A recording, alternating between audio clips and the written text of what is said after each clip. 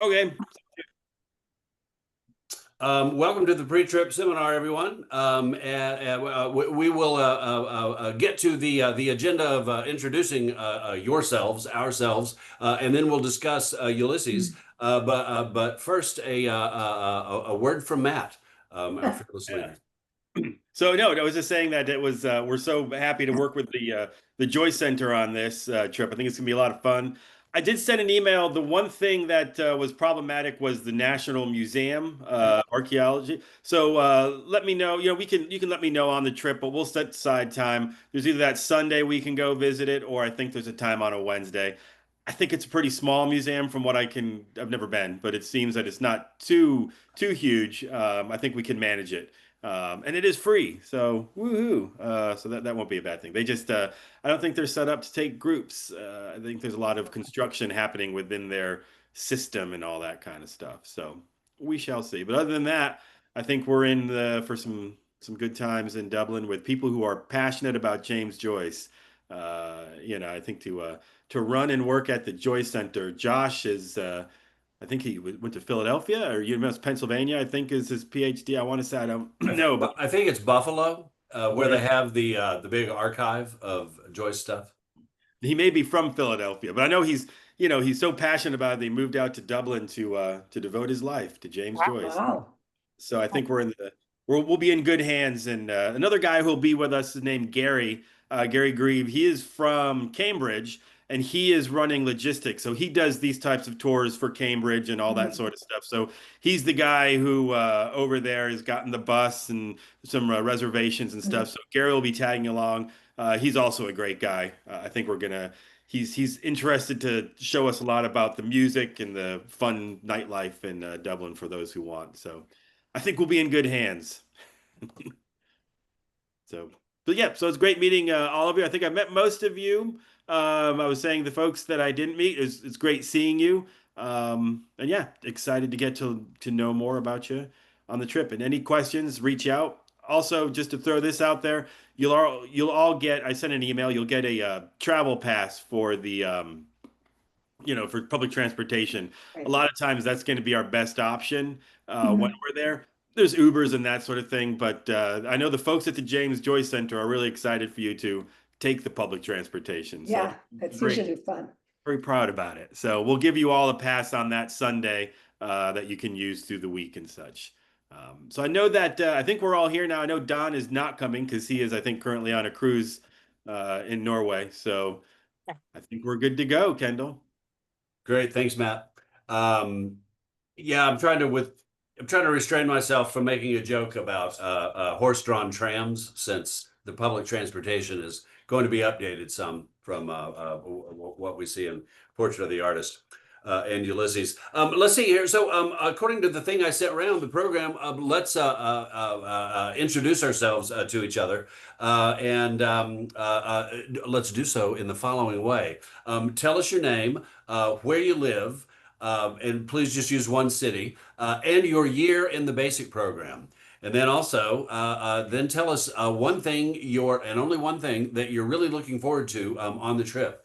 So as the MC, I would bid you before you construct your contribution to notice how many people are going to be making contributions. So let's keep them around 30 to 40 seconds long. And I'm going to call on you in the order that you appear on my screen, Okay. which may surprise you. I've never really known if I think we appear in different order on each other's Right. screens. So to keep things straight, let's start with Tessa. Hi, I, that's me. I graduated from the basic program in 2016, and have been so I'm a veteran.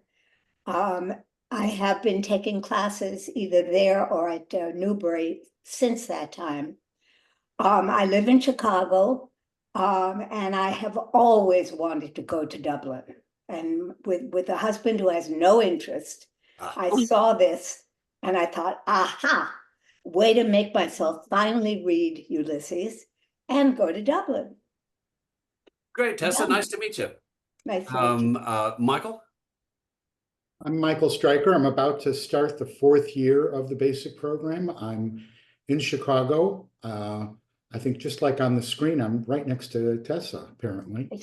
And I am, I think, most excited about this trip because I know a number of people from Oxford and Greece. Hello, Jeff, and the basic program.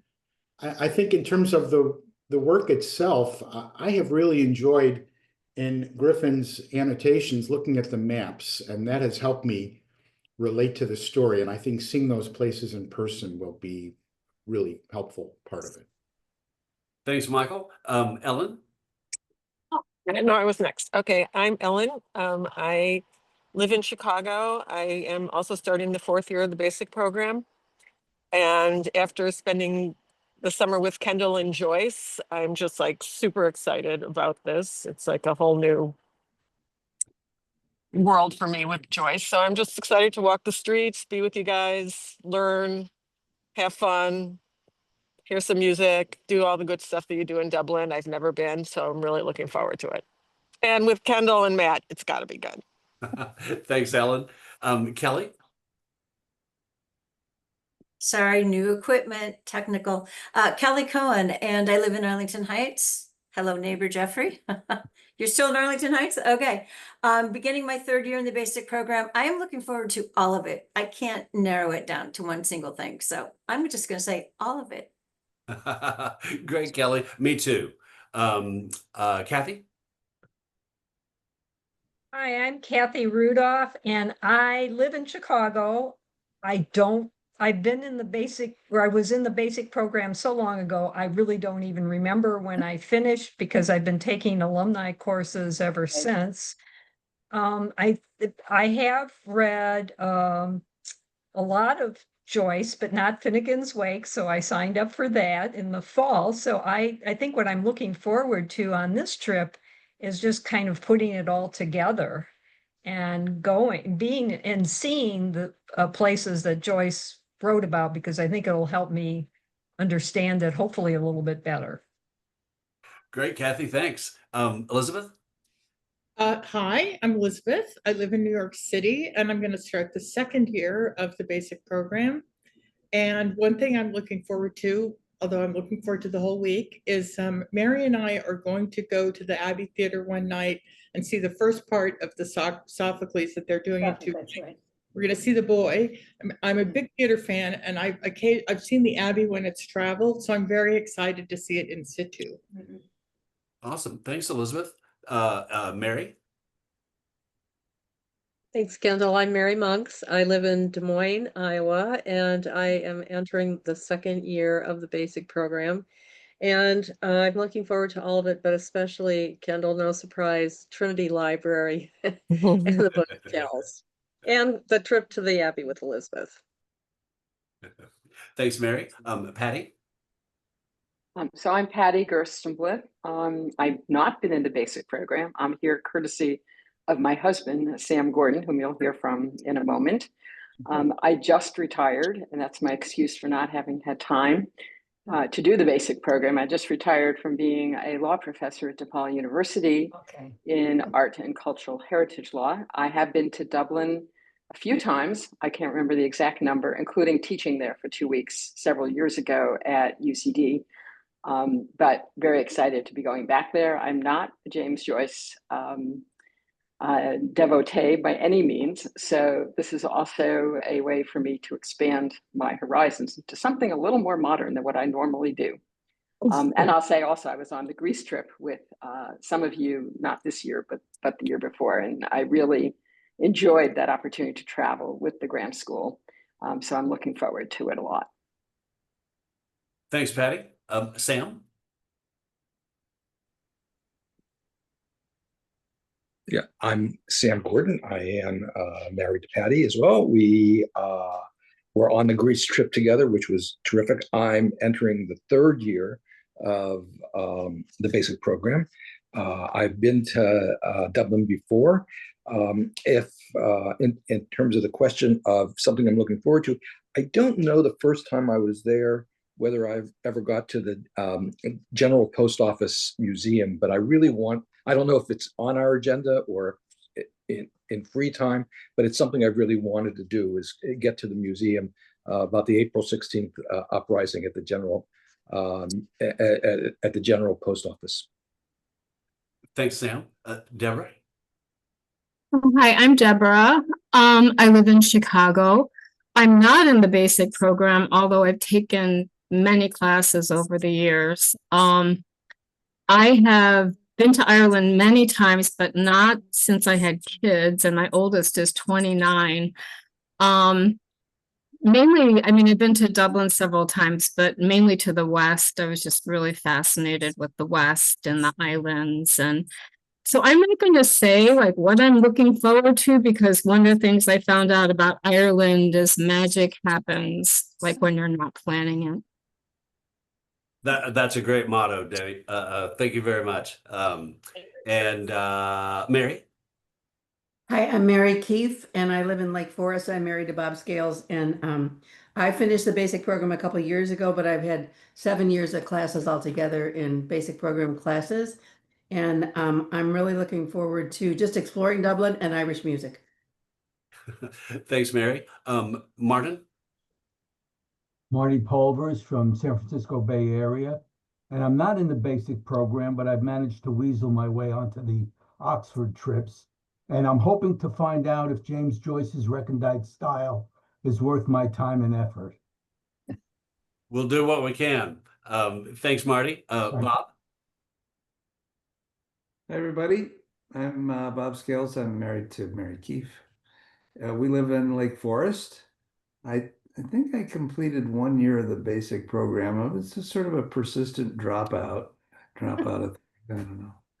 I think I dropped out. Anyway, I'm looking forward to this trip. And the one place I'd like to go, there are many places, but the Winding Stair Bookstore and Restaurant, purported to be the greatest bookstore in Dublin. Great. Thanks, Bob. Kim? Hi, I'm Kim. I am in Oak Park, and I am going to be starting my 2nd year of the basic program.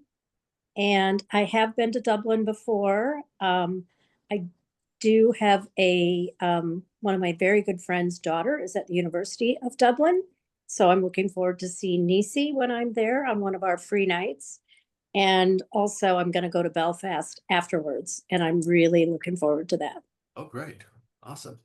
Thanks, Kim. And last but not least, Jeffrey. Hi, everybody. I'm Jeffrey Doherty. I live in the northwest suburbs of Chicago, Elk Grove Village. I graduated from the basic program in 2023, and I just finished the Romans alumni sequence also. Been on a couple trips with some of you. I'm most looking forward to meeting the new folks and spending time with the folks that I've already traveled with. And related to the book, I guess what I'm most looking forward to seeing is Sandymount Strand, just because that's a hell of a chapter to get through, and I feel like it's like a conquering of the book just to visit that one place. Thanks, Jeffrey. Yeah, so for me, Sandymount Strand and Martello Tower, I've always been kind of fixated on from episode 1. Well, all righty then. So next, well, for the rest of our time, let's discuss Ulysses. So here's what I have on the program, but you know, any questions even from left field, you know, are totally germane for our activity tonight. What I want to do is really like prepare us, set us up for the 3 discussion sections. And because, well, and let me say why.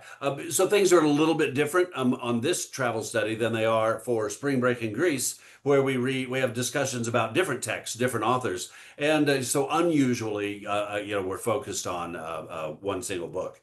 And what a book it is. So I decided that the 3 discussion sections we would just like, you know, dedicate each one to the next chunk of the novel to get people launched, so that, you know, by the time, you know, ideally that you return from Dublin, you've gotten at least through, did we go to 6 or just 5?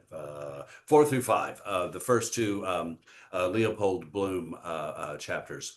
And so, well, so first, let's just tonight, let's talk about let's just go to page 1, and we will try to follow along and see what's going on there, and talk about what makes it challenging, and then you know, some techniques for making sense of things. Let's see, did we just lose someone? Everyone changed on my, let's see, 1, 2, 3, 4 times 4. Oh, we did. Yeah, Marty. Marty. Oh, it was Marty. He may jump back in. Okay. And Thanks, man. Sam and I are sharing because we only have one book here. Oh, I see. All right. I had a weird little question. Yeah. Yeah, you know, just I noticed a little. Is it just decorative? The little starry things, the asterisk that, you know, in the beginning of each chapter, or just had a question about that. If that's the Gabler edition, or if that's a Joycean sort of touch. It's not Joycean. And it really seemed, yeah, I mean, we talked about it in one of my sections of Year-Long Ulysses last academic year. Only towards the end of the whole year, somebody in class noticed it and said, "Hey, you know, is that Joycean?" And it's not, and I don't know why it's there, really, because Gabler. Well, it really doesn't seem consistent with the way they lay the text out otherwise. So. Yeah, it's not. And also, you may have seen in another edition, the Modern Library. It's they're all Random House now, but the Modern Library edition, which has like a really large S that takes up a whole page for stately. And then at the beginning of part 2, chapter 4, Mr. Leopold Bloom 8, there's a page, a full page letter M. And I love those just graphically. But that's also is post mortem for James Joyce, or actually right before he died. But anyway, it's not like part of his vision. And his vision for the way the books would be laid out, if we look at the first edition, is just bare, like just type. And he cares about this. Actually, so everybody has the book, right? Look at the very last page of the entire thing. And I will show you why it is worth getting hung up on these matters. Oh, actually, I always make this mistake. It's not the last page. It's the last page of the next to last chapter, which is page 607. And so the end of episode 17, and for some reason we call the chapters episodes. I'm trying to change to chapter because episode's like a weird word to come up with when you're talking about books. Anyway, you see the big black dot? Some of you will say yes, others will say no. Let me show you my book. You see, it's more than a period. Can you hold that even closer, please? How's that? You see them? Whoop. Yeah, if I get too close, it blurs. No dot. You see that there's a dot right there by my finger? And that's bigger than a period. It is not printed large. And I think possibly it's not printed all the time, even in this book, the Gabler edition. Like different printings of it succeed, different ones fail in duplicate, and that is Joyce's will. He wants a point that is large, as he says in French in his note, because that's where it was put first. So that matters to him, that dot, and it matters that it be large. And it wasn't large enough in the galley proofs that they sent to him, so he made a note in his handwriting, you know, make it larger. And then, so hard is it to print a book, so hard is it to reproduce a book typographically, that this big dot is reproduced inconsistently ever since.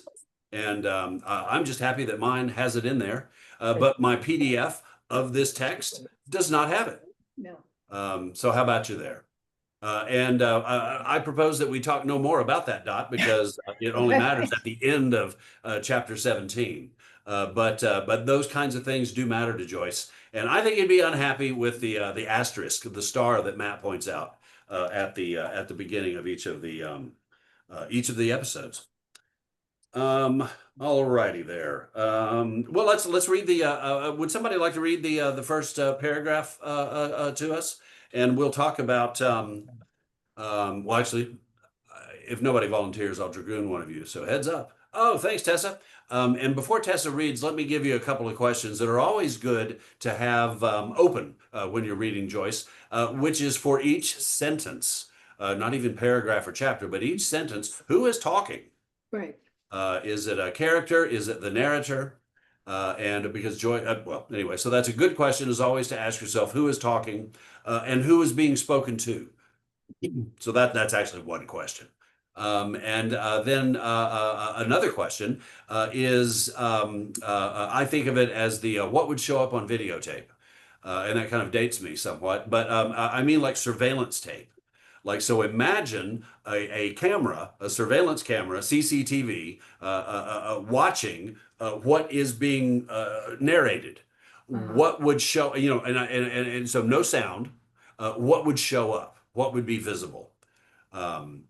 Anyway, so this is a good, these two questions are good to always be asking about every sentence in Joyce. Okay, Tessa, with that preface, take it away. And let's, yeah, just read the first paragraph and then we'll stop and talk about it. Stately, plump Buck Mulligan came from the stairhead, bearing a bowl of lather on which a mirror and a razor lay crossed. A pale dressing gown, ungirdled, was sustained gently behind him on the mild morning air. He held the bowl aloft and intoned, in tribo al altere Dei. Thanks, Tessa. Sorry. So, like, imagine that you have read no further than right there. What can you tell is going on just given the resources from paragraph 1 without having read farther on? And maybe you can't tell what's going on.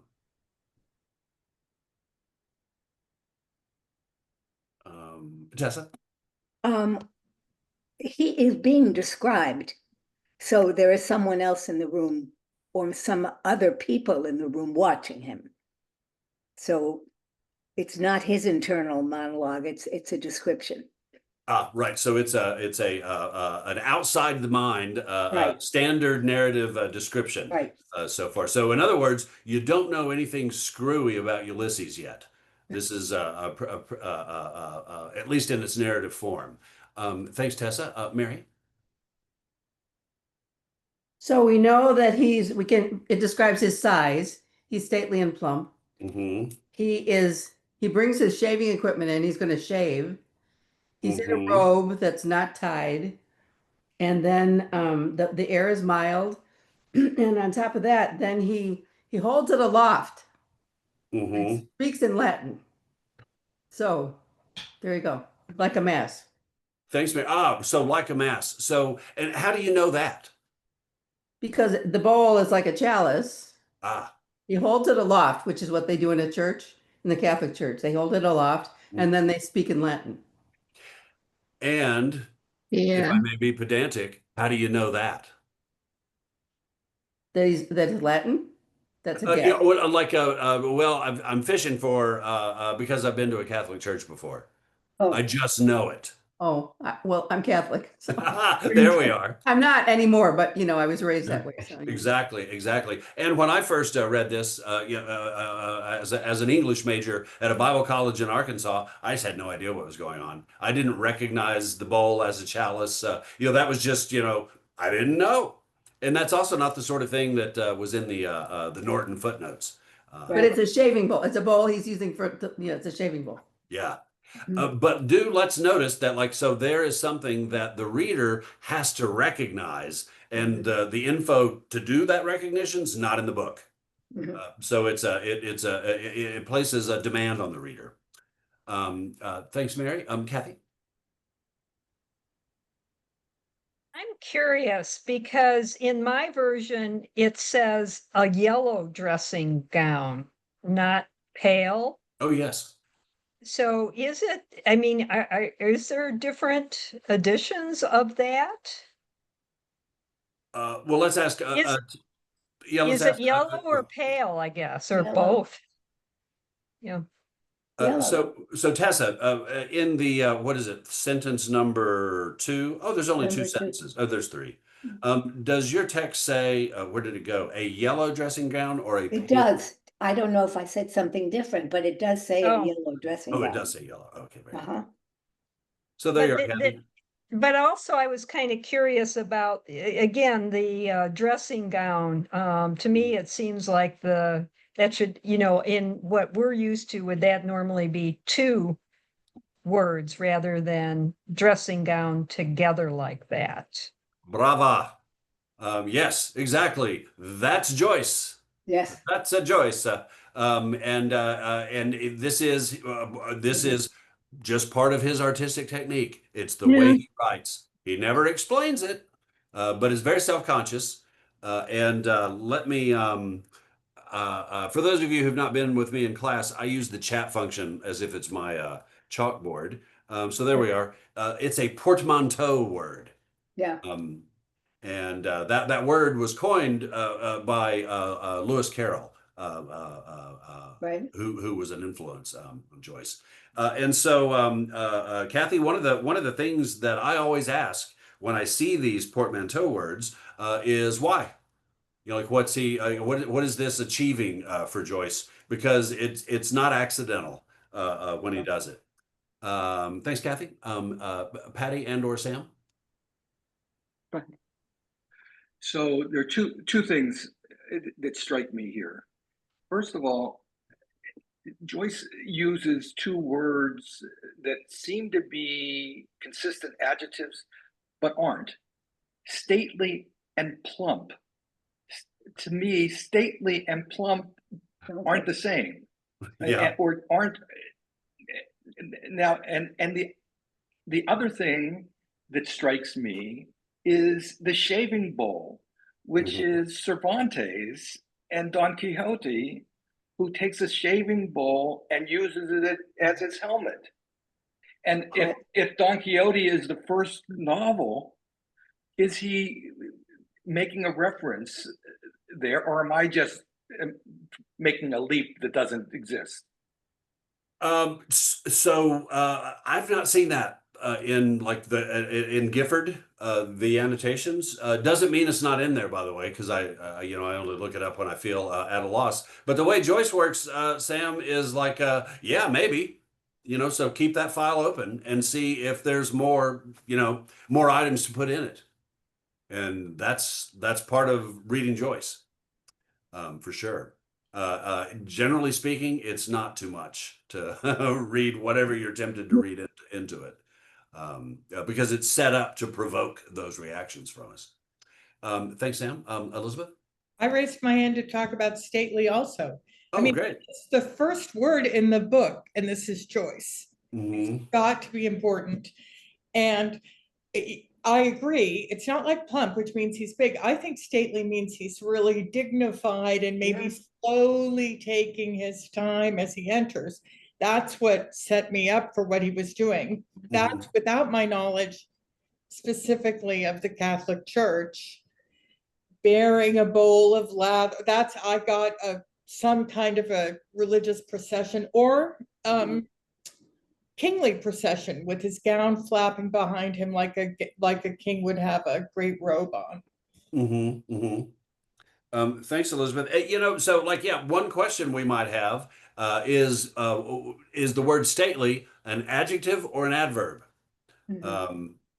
And let me tell you that one of the things that I've noticed is that Joyce likes to begin sentences with this pattern of adjective or adverb, and that's why we can't tell, comma, adjective modifying the subject and then the verb. That's a sentence form if you're sensitive to these things. That's a sentence form that pops up, and that's interesting. Thanks, Elizabeth. Michael? So what I get out of this is reminiscent of the other works of Joyce that we've read and discussed together, which is that there are more questions raised by these 3 sentences than information you get. It almost insists that you're going to read it and you're going to read a little bit more, then you're going to come back and start all over again. Right. Because there's too many things that aren't explained and he just moves on. And that's a pattern that I've come to expect. And actually a good maxim here, I'll type the maxim first. A good maxim to bear in mind when reading Joyce is that one of his techniques that makes things hard is Joyce leaves stuff out. Maybe actually I should say Joyce takes stuff out. Because I've read in the big biography about him that he would revise to make passages more obscure, and he would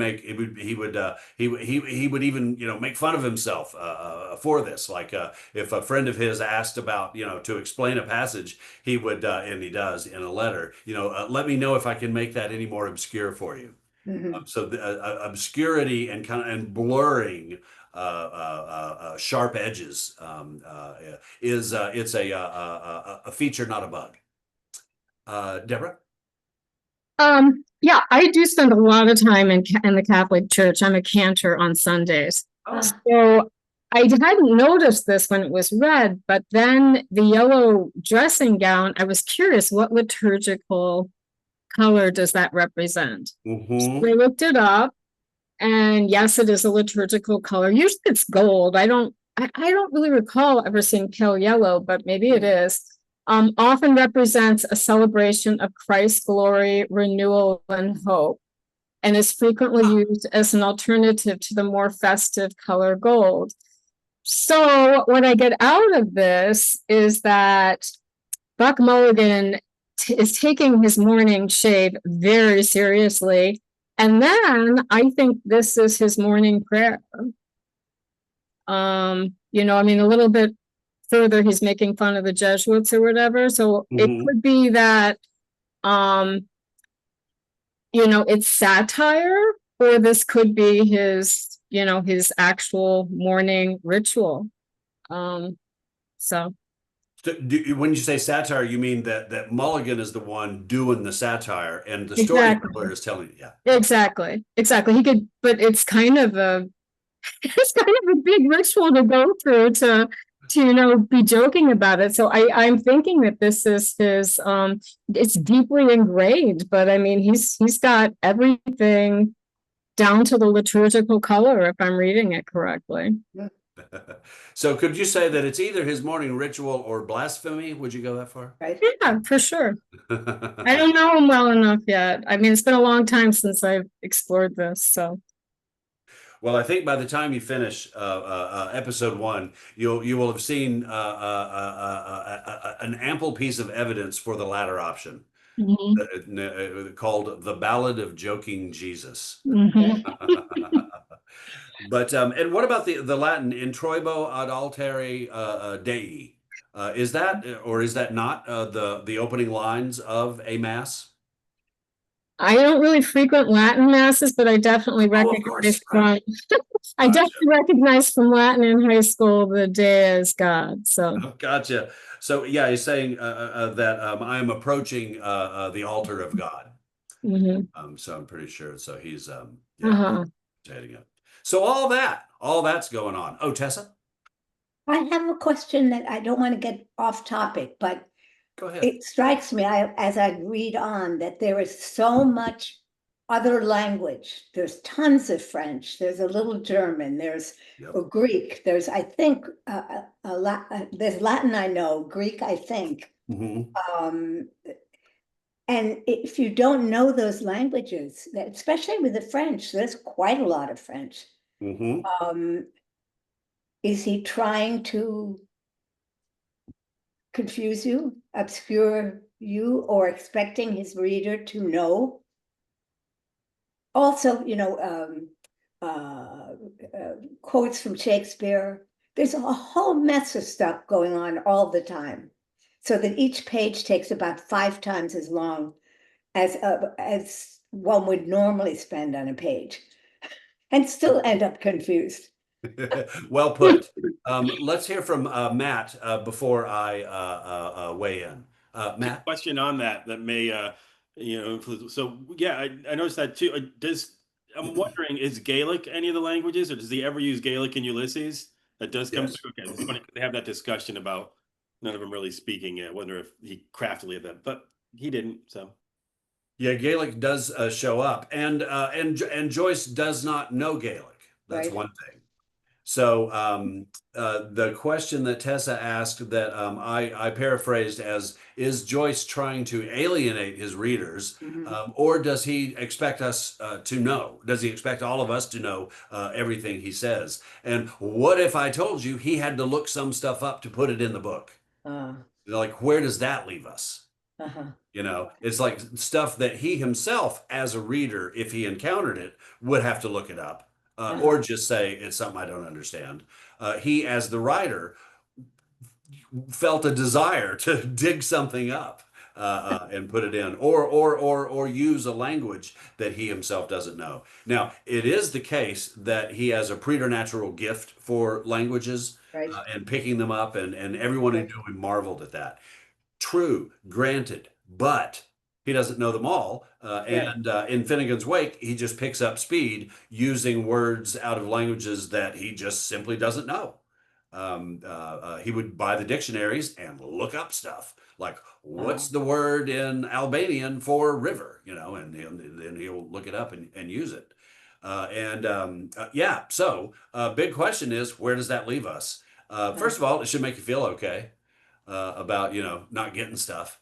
And so now let me present you with something about your relationship with this book. It's different than other books. Like somebody said in the queue a while ago, you know, that like it takes 5 times as long, you know, to read passages because there's stuff in it. Like, you know, and to read and reread. And then also it seems to presuppose that you're going to read the whole thing and cycle back and start it over again. Which I highly recommend, by the way, because the last like 300 pages of the book use the first 120 pages of the book like a mine, like, you know, just relentlessly, so that it becomes quite delightful to read stuff when you know the later stuff. But at any rate, so the book is it's hubristic like that, hubristic like that. It like assumes like you're going to read me again. And so that's a totally different, you know, contract with scare quotes with the reader than we expect from novels, you know, like Dickens and Tolstoy. Just tell me a story. Instead, there's other stuff going on. A story is being told, but there's other stuff going on. Oh yeah, so and then about the languages, yeah, look them up. Thank God for Gifford. So the book by Don Gifford called Annotations or that is the first word, right? Annotations. Yeah. No, it's called Ulysses Annotated. Ulysses Annotated. Thanks. It's Annotations to Finnegan's Wake. Okay, just the other one. Yeah, Gifford is indispensable for doing what I call spot lookup, like when there's something that I don't know and I can tell I need to know it or would really benefit for the sake of the past. But I recommend having a high tolerance for just letting stuff wash over you and keep on moving. And the other book by Blamires. Although there are others, other such books, little guidebooks, I'd call them. Those can be really helpful. Just you don't read them side by side with the book necessarily. You do what you can with Ulysses, and then you read Blamires. And Blamires tells you more or less what you would see on closed circuit television. Like, so he makes sure that the reader knows that. You know, that it's a character walking from this point to that point in this environment. And then he, you know, alerts you of things that I find by chapter or episode 5, 6, 7, no, let's say 8 or 9, you start to be able to be your own Blamires. You just kind of get the hang of doing. But Gifford, what he does that's indispensable is he's looked stuff up. He's done legwork, and that's what makes him useful. So I do it for all foreign languages that pop up on the assumption that that is intertextual a lot of the time, because it'll be not just a character speaking French, as happens in chapter 3 when Stephen, what he's doing is remembering the previous year when he'd gone to Paris. He's only Right. back because his mom died. And so he thinks of people. But then if it's not a memory of someone speaking a foreign language, then it's a quotation. And the Right. quotations in Ulysses are really important and very rewarding to look up and then sort of nail down, and especially the song lyrics. So there's an Italian song. Well, it's an aria from From, I forget which opera. What's that? I'm trying to think of the opera that it's from. Do you want me to spoil it? Where was it? It's the one I'm thinking of is Don Giovanni. Oh, that's right. But there are other operas also that are cited. So Gifford's good for that. I didn't know that. I didn't know that until teaching it this past year. I just kind of let those the song lyrics. I just thought, oh well, you know, you're supposed to maybe hear the music. Like, no, actually, if you read the rest of the lyrics to the song, not just the ones that are quoted, like, you know, then it'll be like, you're like, oh my God, that's the story of Ulysses. So, yeah, it's well, anyway, it's just fun. It's just the way this thing is constructed. You notice things that feel fun in your mind, for lack of a better word. All righty. So let's see. Michael, did you have a hand up that you lowered? I was just going to mention Blameyers, so I took my hand down when you brought it up. But for me, I find it. I read the text. I read Blameyers. I then read Gifford, and I go back and reread the chapter, and it makes so much more sense the second time through, especially after Blameyers and Gifford. So that's what works for me. Great, thanks for sharing that. So yeah, key there in Michael's technique is reading it twice. So. Yeah, now here's another thing, just that you have this to look forward to, is it's pleasant to reread. Like it doesn't get stale because each rereading, like there's always something else that I hadn't noticed. There's always at least a little something. So and you'll have that experience if you can take the time and like Michael is taking and reread. Okay, so that's it. You know, paragraph 1 done and dusted. Oh, but also, you know, notice we have no idea who this guy is. Buck Mulligan, what a name. And then what else do we not know? Oh yeah, where on earth is he? Right. There's a stairhead there. And we know that there's a mild morning air. There must be a breeze, even though the breeze is not named. Notice that the breeze is not named, but you know it's there because his dressing gown ungirdled was sustained gently on the mild morning air. So it must mean breeze, but the narrator chooses to say air. And then the next bit, I'll just read this and then let's discuss it, and discuss it in the sense of like, you know, how can you tell just from these words so far what's going on? Halted, he peered down the dark winding stairs and called out coarsely, "Come up, Kench, come up, you fearful Jesuit." So now, what has the narrator caused our minds to do? Do we have any better idea what kind of architecture, what kind of built environment the characters are inhabiting? Well, knowing that it's the tower, it's unfair to say. I'm not sure at all that I realized that in the first reading. Right, yeah. And I did my homework so that I would be able to say that we're not actually told that it's a tower, you know, which would make all this make sense, right? Like, why was he shaving outdoor until page 15? It's line 540. And that is, they halted while Haynes surveyed the tower. Oh, there you go. Or no, it's do you pay rent for this tower? 12 quid, Buck Mulligan said.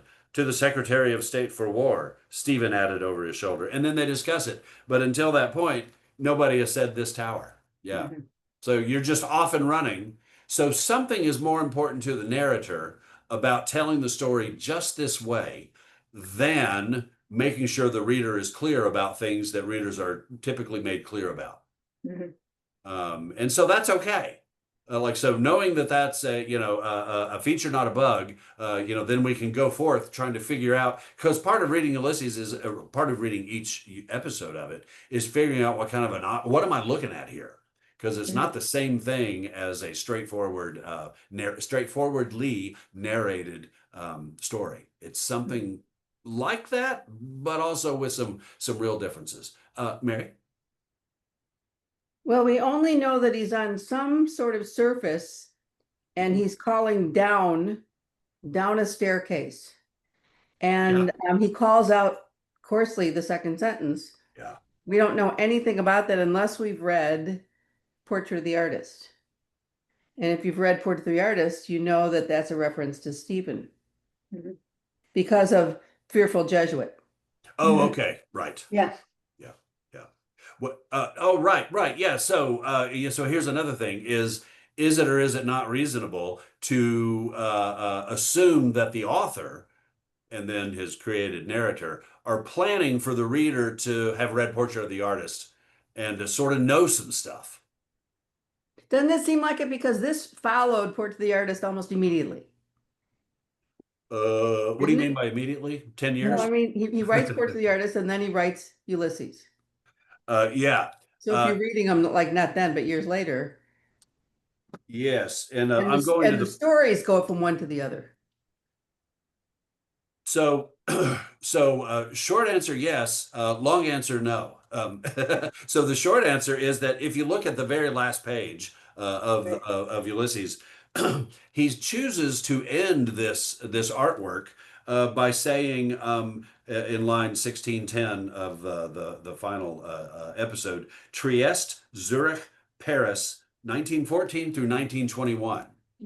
And he doesn't say this was written there then, but the reader does with it, what you can. And then maybe, biographically, like, oh yeah, it was written there.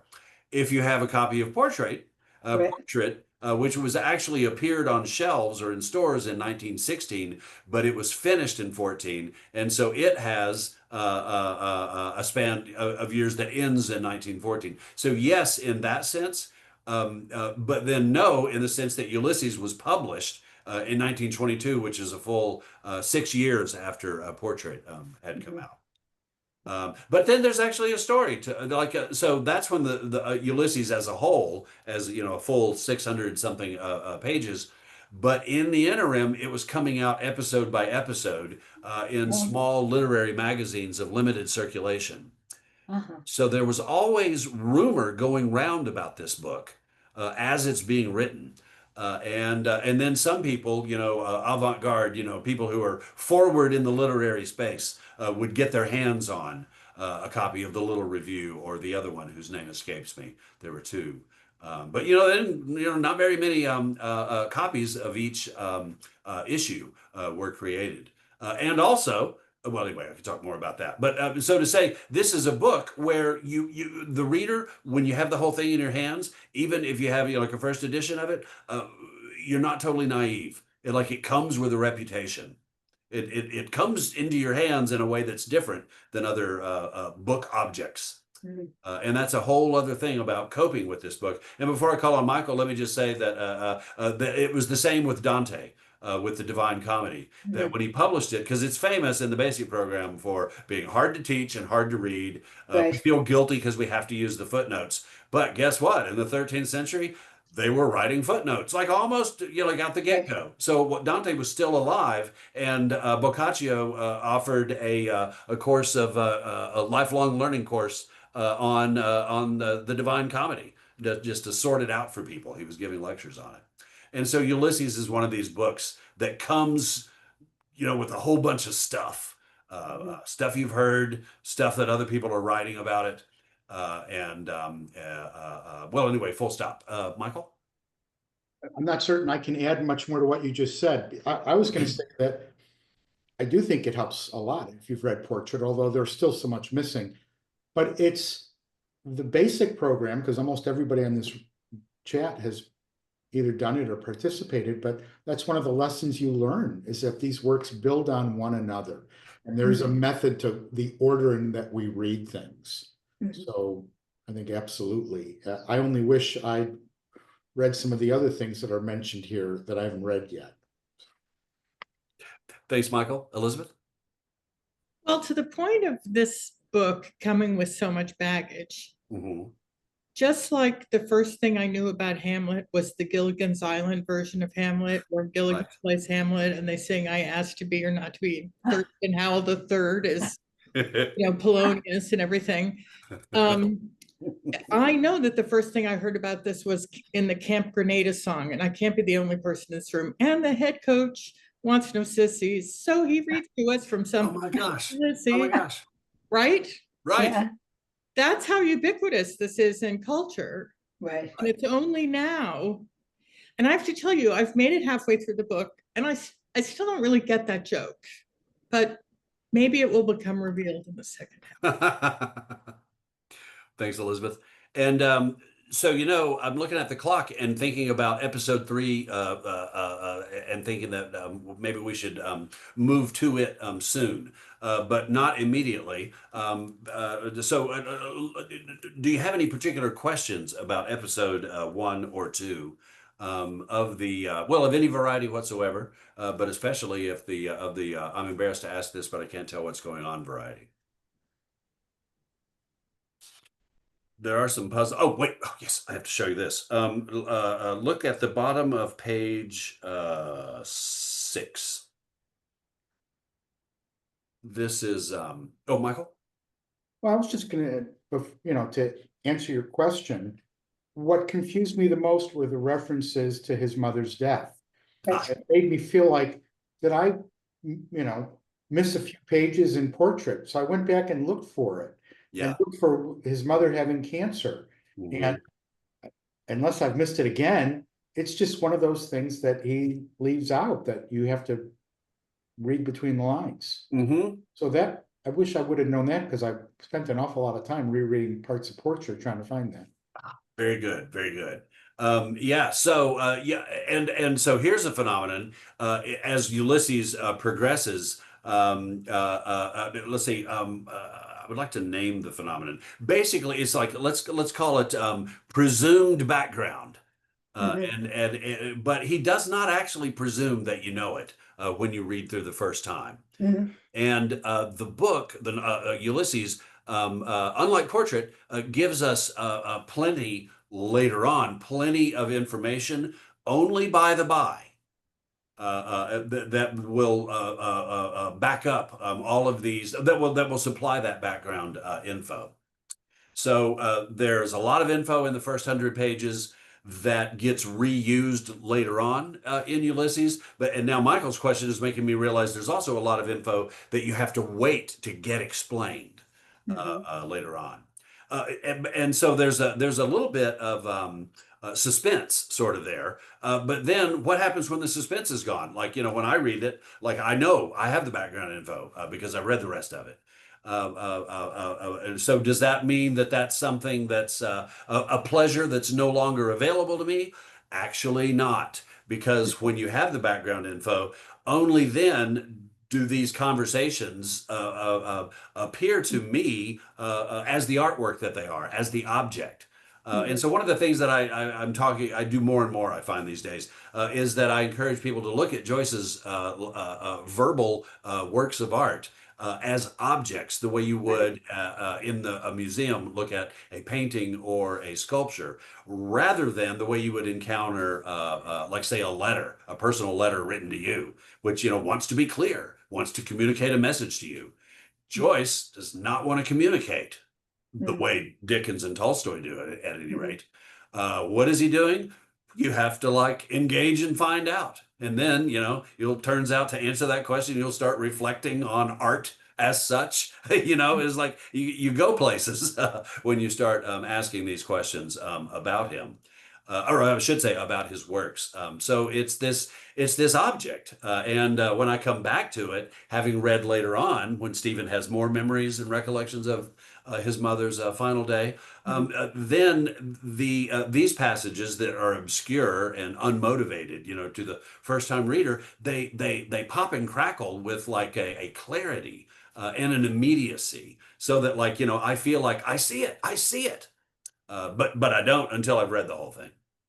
So there's a reward at the end of the long path, Michael. Marty, thanks, Michael. Somewhere, I can't remember if it's in Ulysses or in Portrait, because I'm kind of reading them both at the same time. Yeah. He does describe standing in front of his mother's bed and refusing to, what is it, give her the recognition, the prayer, or whatever it is she wants. The same thing Buck Mulligan is chiding him for in the tower. Yes. Yes. But I can't remember where he did it. It's in Ulysses. It's in Okay. Ulysses. So Because it's further up. like Michael said, Portrait of the Artist, the dramatic time, narrative time is about a year, no, maybe 2 years before the beginning of Ulysses. I should know this. It's a fact that's found out. It was the idea is that Stephen went abroad, and the idea was like, I'm launched, I'm doing my life, and I'm away from Ireland. But then he gets a telegram from his dad saying, Mom just died, so you got to come home. And then he comes home after almost a year in Paris. And then he gets back, and we don't know why, but he's stuck in Dublin. You know, like, does he not have money for the ticket, or is it something else? But he's stuck. And this is a year after his mom has died, we find out. Can I make a comment? I'm Yeah. not sure how relevant it is, but I've been trying to read along with Jim Norton's audio, and he's excellent. But even reading along, so much comes at you so fast that I can't keep up. I think I must be a dullard that I can't even. Maybe I am. Don't say anything. Maybe you are, but this is not a test. This is not an adequate test for that. For finding out. That's it. Oh, and by the way, audio versions, highly recommended. Students get a lot out of, and you know, a lot of people in my class this past year, you know, listen at the same time as looking. Oh, Jeffrey. Yeah, I got so much to say. There's a great audio version, I think, from like 1983 by the Irish radio broadcast. There's a whole podcast, or it's on Spotify, and they do all the they have different actors doing different character voices. Yeah. So that's great. The other thing that confused me before we jump to chapter 3, I guess, is Joyce's playfulness. So we already talked about, you know, the contradiction of stately and plump right at the beginning. Like, you wouldn't consider using a jab, like somebody's plump to somebody who's also you consider stately. So that threw me off at the beginning. And then right off the bat, the naming conventions, Buck Mulligan or Malachi Mulligan, you know, just calls out Stephen's name. Where, you know, if you've read Portrait of an Artist, you feel kind of smart for reading that and getting like the whole metaphor down. And then here, Joyce is just coming in and almost breaking the fourth wall and like, you know, bringing up his name and the Greeks, and I'm like, what is this author doing? And, you know, knowing also, if you've read the Dubliners and the Sisters, the first name of the priest is James. So, you know, James, you know, likes to play with names. But here he is calling it out at the beginning of this supposedly great novel. And I was just like confused about like, what kind of silliness am I getting into here? Yeah. You know, that's a really good point, because I bet I noticed this 20 years ago, but Stephen Dedalus, the name, does not come up until page 4. Right. But they're talking about the name by the end of page 3 of the first page. So that, like, you know, it's nonsense to you, you know, if you don't suspect Stephen Dedalus. That's a great point, Jeffrey. Also, you know, and I wouldn't have noticed this. I mean, I can tell because I didn't notice it before, because I notate my margins heavily, that Stephen Dedalus, the name, being questioned by a character at the very, very beginning, that happens in Portrait of the Artist as well. Right. So this is a thing that Joyce, one of my phrases is like, so that's a thing that Joyce does. So sort of like those sentences that start with like adverb or adjective, comma, adjective, subject of the sentence, verb. So also are these, well, anyway, his the way he likes to start the story with some character going, "What a crazy name you have, Stephen." Don't know, you know, why, you know, otherwise. Let's see. No, look on the bottom of page 6. Here's another prominent thing. Well, okay. It's prominent in understanding Ulysses. It's not prominent in the number of pages it affects. So if you look down at the bottom of page 6, you see line 160. As it starts with a quotation of this is Mulligan saying, "And to think of your having to beg from these swine. I'm the only one that knows what you are." He means an artist. Why don't you trust me more? What have you up your nose against me? Is it Haynes? If he makes any noise here, I'll bring down Seymour. And here's the key bit. We'll give him a ragging worse than they gave Clive Kempthorpe. Yeah. Paragraph. Young shouts of moneyed voices in Clive Kempthorpe's rooms. Pale faces. They hold their ribs with laughter, one clasping another. "Oh, I shall expire. Break the news to her gently, Aubrey. I shall die." With slit ribbons of his shirt whipping the air, he hops and hobbles round the table, with trousers down at heels, chased by Adis of Magdalen with the tailor's shears, etc., etc. So I have some questions for you. Who, after the first appearance of the word Kempthorpe, and then you have a paragraph, who is speaking there? Well, it's always the narrator, so the narrator is the default voice. But then whose thoughts are the narrator? No, whose thoughts is the narrator narrating? There we are, relating to us here. Young, and there's that name Clive Kempthorpe. That's new. We haven't seen that before. So just what are you supposed to do with it? No clues. And then pale faces, colon. So pale faces what? No verb. They hold their ribs. So maybe those are the voices. And then let's see, who's Aubrey? And then with slit ribbons of his shirt. Who's his? Whose shirt? Whose shirt? And then it goes on a ways. So now if this were, if we had 3 hours today, I would do what I call discussionize this question. But let me just show you what's going on. This is Stephen creating art. And so it's there's a pattern of such passages. They're discontinuous with the real world that's going on around Stephen, and the narrator, without signposting it, without telling us, will suddenly be in Stephen's thoughts. And here, according to the way Kendall reads this is my interpretation. I'm foisting this on you. This is Stephen. This is more of a portrait of the artist as a not so young man anymore. And so when Mulligan refers to a ragging, well, look that up in Gifford. It's a way of bullying undergrads. I think it's a former colleague of mine who went to Oxford. I think they called it pantsing. But anyway, so Stephen dreams up a scenario, pure and simple. That's the main thing to take away from this. Is when Stephen hears something that somebody said, sometimes he has an intensely vivid reverie, and it comes out in language. Like, so he has a visual vision, as it were, but also he's got the words selected. Well, so there you are. But let's look at the top of page 7. Let me show you one more thing that makes Ulysses hard. I think I said this in something I sent around before, but that one of the things that makes Ulysses hard is that Stephen thinks about really abstruse, highfalutin intellectual things. Right. However, he does not think about everything. And so it's really a short list that can be mastered. You don't have to learn like the history of medieval Christian theology. You need to know about a couple of heresies, and that's and that's about it. Well, anyway, let me just leave that alone because we're going to spend lots of time together.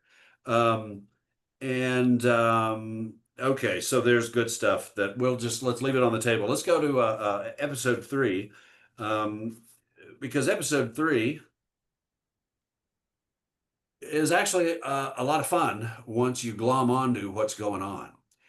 Now it's now what I do, my training was in ancient dead languages, Greek, Latin, and Sanskrit, and reading Ulysses is a lot like, well, because what we do when we do dead languages is we don't really talk about reading ancient Greek. We will say we have prepared, Plato's Apology of Socrates, which means you've looked up the words, that you don't know. And sometimes you have to consult a grammar to figure out the way a sentence is put together.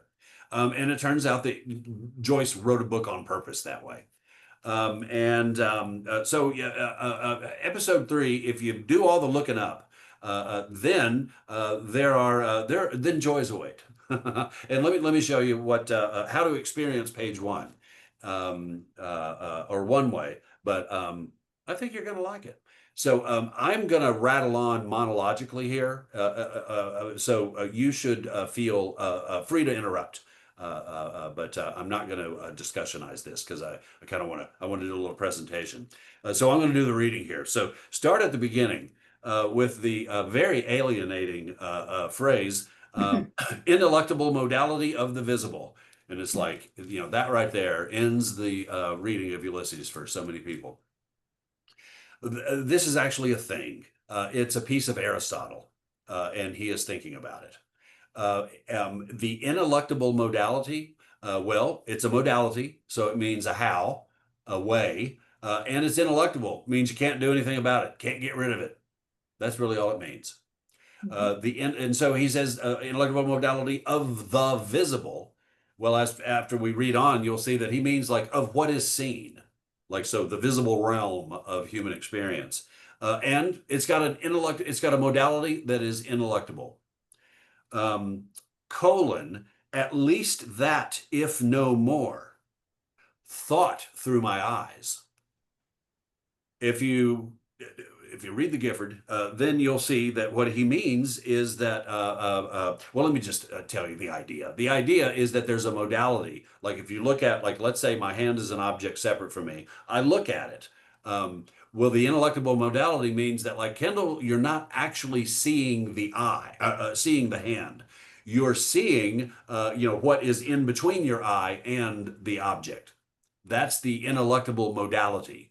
That is at least part, if not all, of what your eye is actually perceiving. And so now you have two things: the thing seen and the modality of the eye seeing that thing. So he says, ineluctable modality of the visible. Well, that at least exists, even if nothing else, even if the object is not actually there, but the modality. So that's how, I could be seeing an illusion. So that's why he says the modality of the visible, at least that, even if no more. And then thought through my eyes, I think what he means is not the verb thought, but he means that that's like thought coming into my eyes. It's like instead of my eyes seeing something and I'm not thinking, instead, there's this modality that anything seen has to go through before it gets to my eyes. And that's sort of like the world doing the thinking for me. It comes in through my eyes. Signatures of all things, I am here to read. So this is another, signature, that's something that is left behind after a person. It's a general, we sign things when we're going to go away from them. Otherwise, you don't need the signature because the person is right there. So this is a theory of semiotics, that everything, all things, leave behind signatures, and that's what's available to my senses. Not the things themselves, but their signatures. And then he gives us some example of these things, and he's here to read them. Sea spawn and sea rack, the nearing tide, that rusty boot. Okay, so now we're outside of his head. Mm-hmm. And this is what the ineluctable modality is. This is what's coming through that modality into his eyes. Then he goes snot green, blue silver, rust. And here we have some of those portmanteau words. Notice the order. I would like to ask this as a discussion question, but in the interest of time, I'm going to answer it myself. The order is snot green. That is the color of the sea spawn. Blue silver, and the sea rack. Blue silver, the color of the nearing tide. And then rust is that rusty boot. But he adds in bodies. Well, who's he? Well, it's Aristotle. How do you know that, Kendall? Well, okay, you kind of got to massage the data a little bit. But if you know that he's already speaking Aristotle stuff, and then you look up this Italian phrase coming up, that's the best shot for interpreting he. But Aristotle adds in bodies. Then he, Aristotle, was aware of them bodies before of them colored. And this is a Joycey style here. How to put this? He was aware of them qua bodies is what he means. But Joyce doesn't want to put the word qua in there. Stephen's mind's not working like that. He's thinking at the same time, them bodies and them colored. He was aware of them bodies before of them colored. How? By knocking his sconce against them, sure. Speaking of knocking your sconce, go easy, he says, because he's walking as he's thinking of all this. So in other words, Aristotle, not through modality of the senses, but like, the object really is there, as Marty has illustrated for us.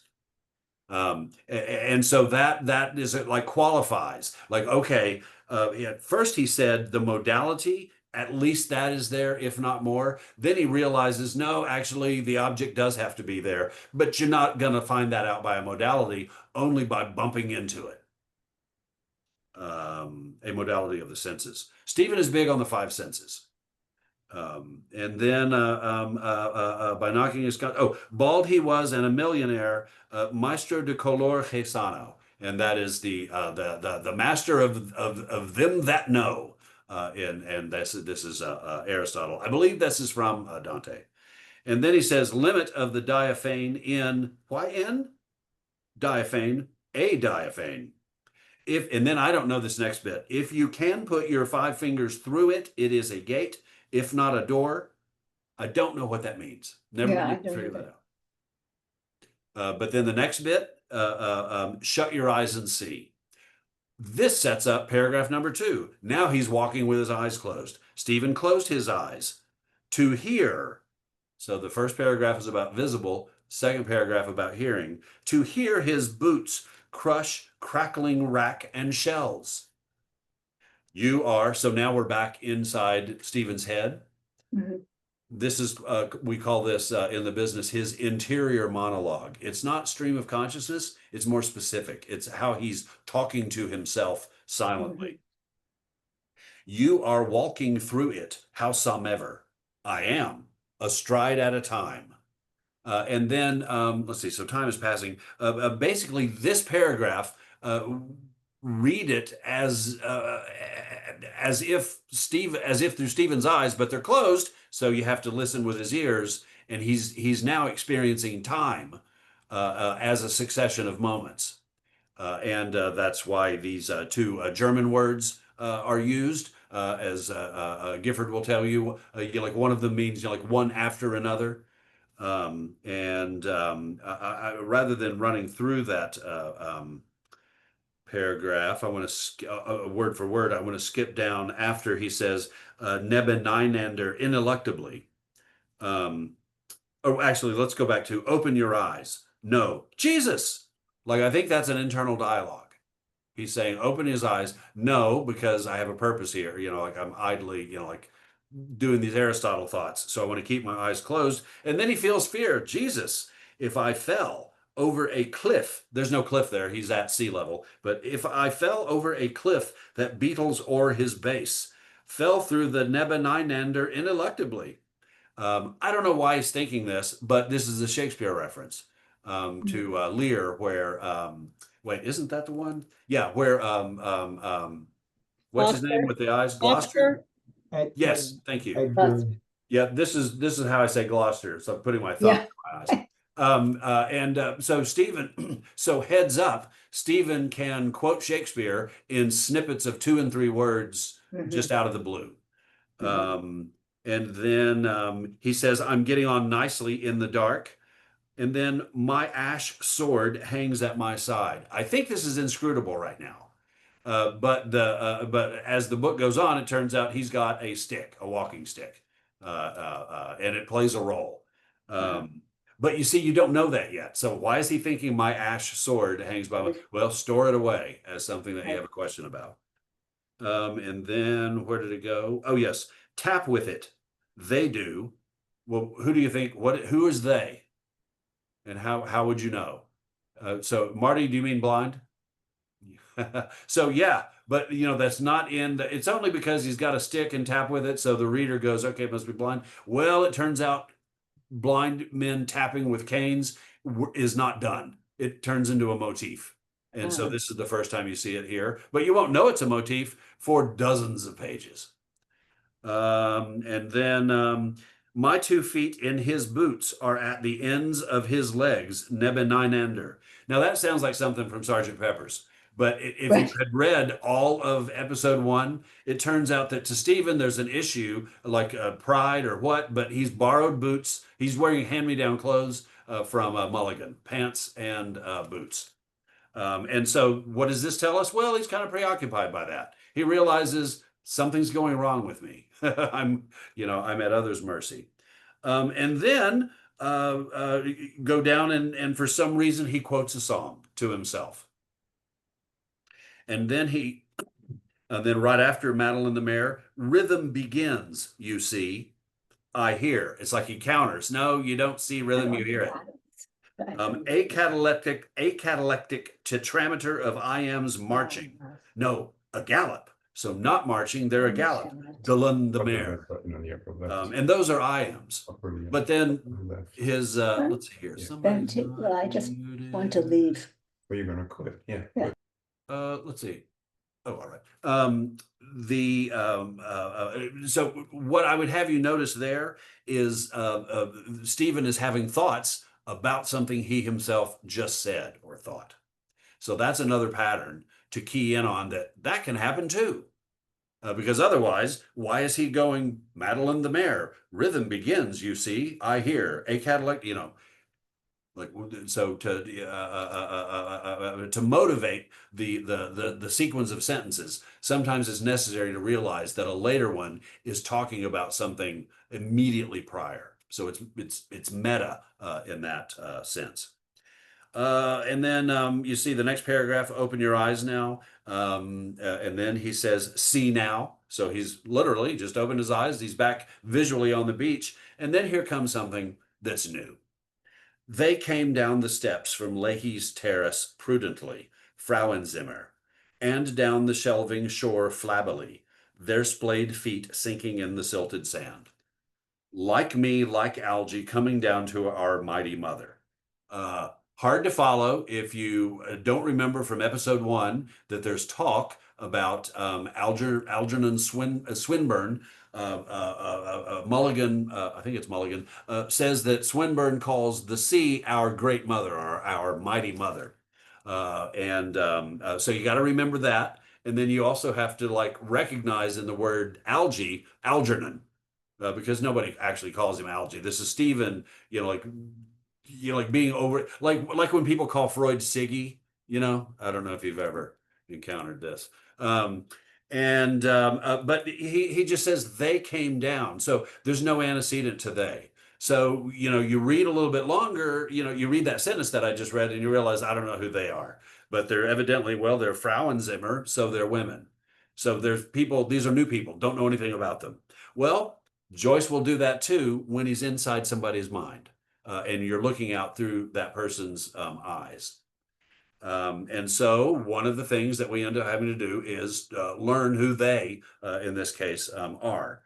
This paragraph goes on to talk about them. But, if you're going to follow along, as it were, from the beginning, you got to loop back and reread the paragraph after you learn who the they are. Let's see. Look at this sentence. Number 1, I'm just picking up where we left off. Number 1 swung lordily her midwife's bag. The other's gamp poked in the beach. From the liberties out for the day. Mrs. Florence McCabe, relict of the late Patrick McCabe, but it's Pat, it's abbreviated, deeply lamented of Bride Street. So without going any further in the paragraph, you might look up lordily. I think Gifford has it in there. Yeah, because that's not a word that we use. And then, but number one, you got to decide. Oh, so what he means by that. I think it's he's referring to one of the two women walking, and so she has a midwife's bag. Well, that's new information. Presumably, he's correct about that. Maybe he's not. It's at least it's a bag. The other's GAMP poked in the beach. Well, you're helpless unless you look up GAMP and find out that it's an umbrella.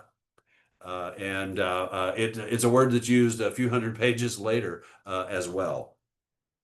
And then from the liberties out for the day. This is inscrutable to me with my cultural geographical background, but it turns out in Dublin, at least at the time, I don't know about the Liberties was like the really poor place. I think Still going. Oh, it still is? Oh, yeah. I don't know that it's poor any longer, but there's a famous market there, and we may trump on some of that ground. The Liberties. I looked at. Thanks, Marty. Yeah, and so, but you have to know that. So you need Gifford, and that's okay. And before I call on Elizabeth, let me see. So another thing that makes Ulysses difficult to read is it's hyper specific and realistic about Dublin in 1905.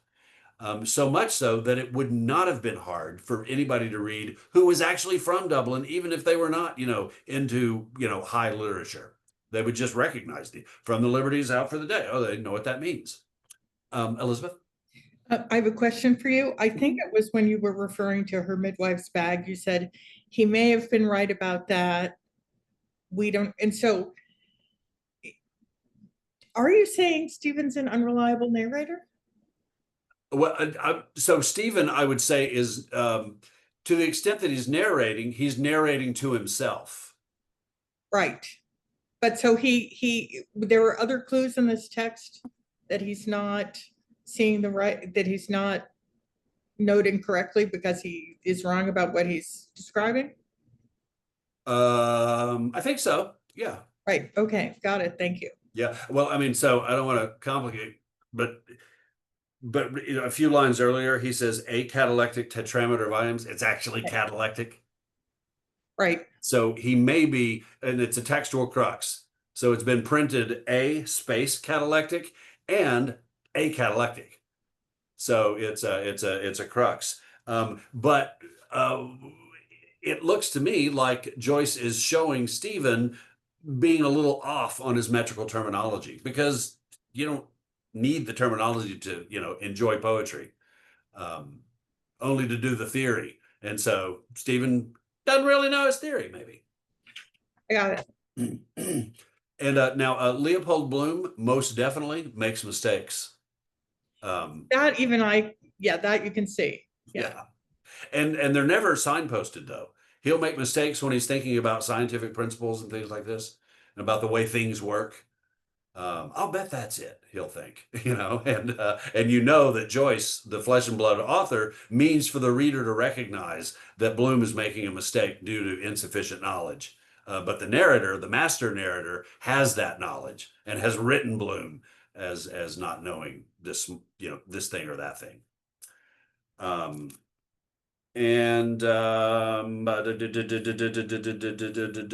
Oh yes, so from the Liberties out for the day, Mrs. Florence McCabe, relative Patrick McCabe.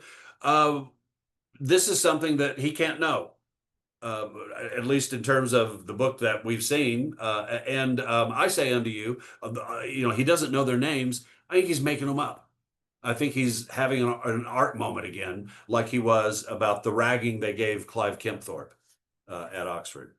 And so, but this is not the kind of thing that I can pick up, except on, thinking about it and rereading, getting lost or feeling like I got thrown off the track, by the language.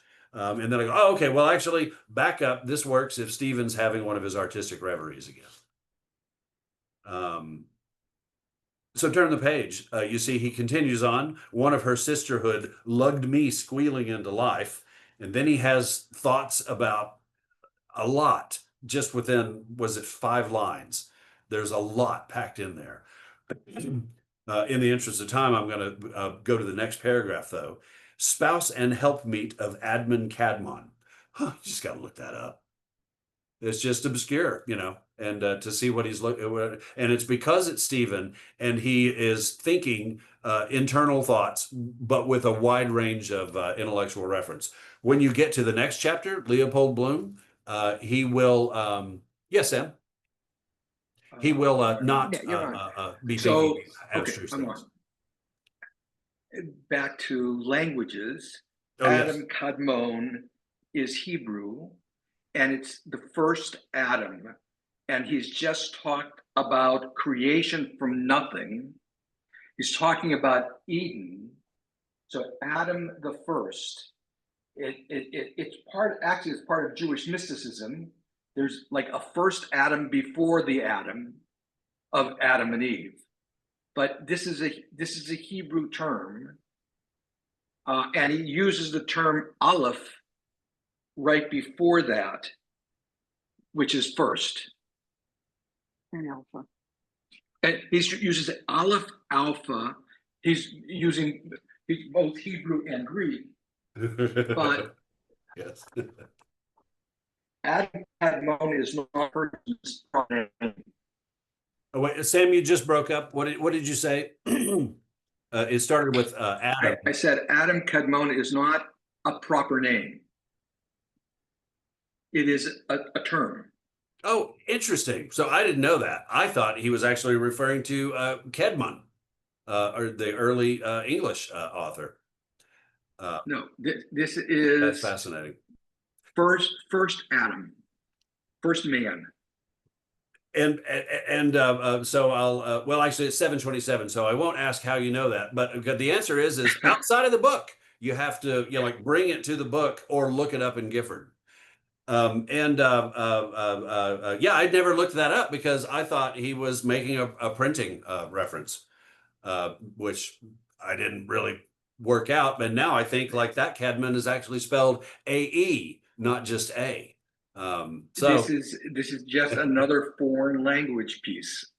Yes, and as you pointed out, two foreign languages, like because he's like using Hebrew and Greek, in line 39 there. And then let's see, as the final thing, look at the next paragraph. Wombed in sin, darkness, I was too, made not begotten. Here, I would say, for the transition, abide by Kendall or abide by Kendall's maxim that familiarity precedes comprehension.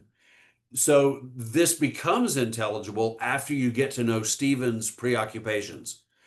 The first go through, this early in chapter 3, you're still learning ing Stephen's preoccupations, but you'll soon find that like they're very precise. They tend to be nerdy, but there is a limited number of his preoccupations. And so you'll start to recognize there are like 4 of them, maybe not 4, maybe only 3. But like one of them is the doctrine of the Trinity and whether, you know, the Godhead is one or not. And then closely related is the Catholic doctrine of consubstantiation and transubstantiation in the communion. And then anything at all to do with his mom.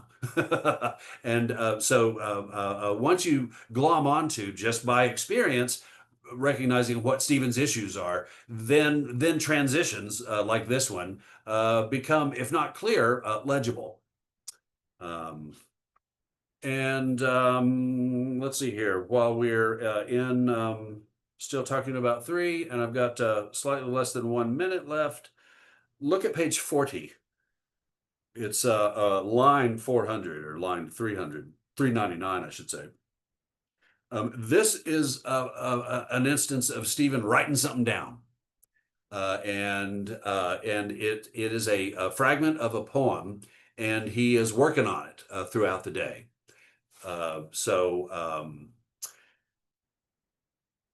again, you're not hit over the head like with signposting language or anything, but if you're watching for Stephen to do verbal art, this is him not just having a reverie or an epiphany like about Clive Kempthorpe or about the 2 midwives, and he gives them a backstory. This is him actually writing something. And it's a poem. And the narrator talks us a bit through Stephen's process, his mental creative process, which is necessary to know to understand how Ulysses is put together. So, well, there we are, 7:30. Anybody have questions? I mean, other than, you know, like, still, okay, what does all this mean? I just want to say, I cannot wait to see everybody in Ireland. This is so much fun. Thanks, Elizabeth. I can't either. It's going to be great. Well, all righty. Everybody ready for dinner? Okay, let's go eat. And in 2 weeks, we'll be doing that as a group. Bye, everybody. Thank you, everybody. Thank you, Kendall. My pleasure. Thanks for coming. Oh, thanks, Patty and Sam. That's a sophisticated thumbs up there. Cool. I look forward to more, Kendall. It's a lot of fun. All right, Matt. Thank you, sir. I'm bummed that all your classes are sold out now. Oh, I know, and I've got no wiggle room like to add sections because someday in the future. Yeah. Wait a minute. Oh, it is recording, but why does it say 0? Okay, I'm going to stop the recording. All righty. Ciao. Bye, Marty. Bye-bye. Soon. Yeah, see you very soon. Okay, it's not letting me stop the recording. So it will though when I kill the meeting. So, oh, there it is.